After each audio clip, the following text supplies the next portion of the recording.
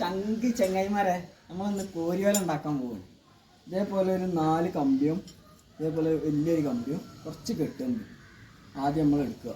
എന്നിട്ട് എന്ത് ചെയ്യുക, ഇതേപോലെ 4 താഴത്ത് വെച്ചിട്ട് അത് കെട്ടുമ്പോഴേക്ക് കെട്ടുക.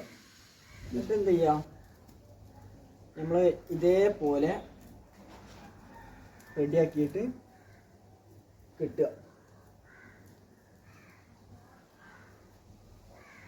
ആദ്യം കെട്ടുമ്പോഴേക്ക് നമ്മൾ കെട്ടിക്കണം കേട്ടോ.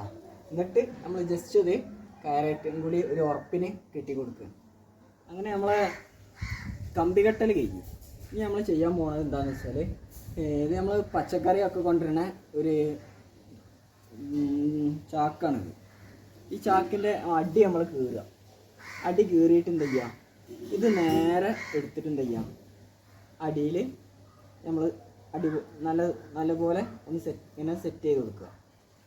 ഇങ്ങനെ സെറ്റ് ചെയ്ത് കൊടുക്കുക. എന്തുവാ ഇതേപോലെ സെറ്റ് ചെയ്ത് കൊടുത്തിട്ട് ആവശ്യമില്ലാത്ത ഭാഗം നമ്മൾ ഇവിടുന്ന് കട്ട് ചെയ്ത് ഒഴിവാക്കുക.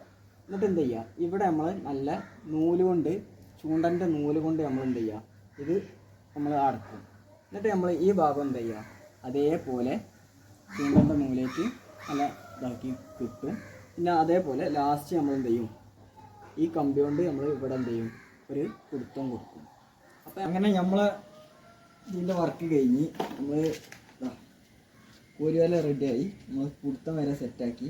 എന്ത് ചെയ്യുക, ഈ കണ്ടാൽ ഇങ്ങനെ അത് കോരി മീൻ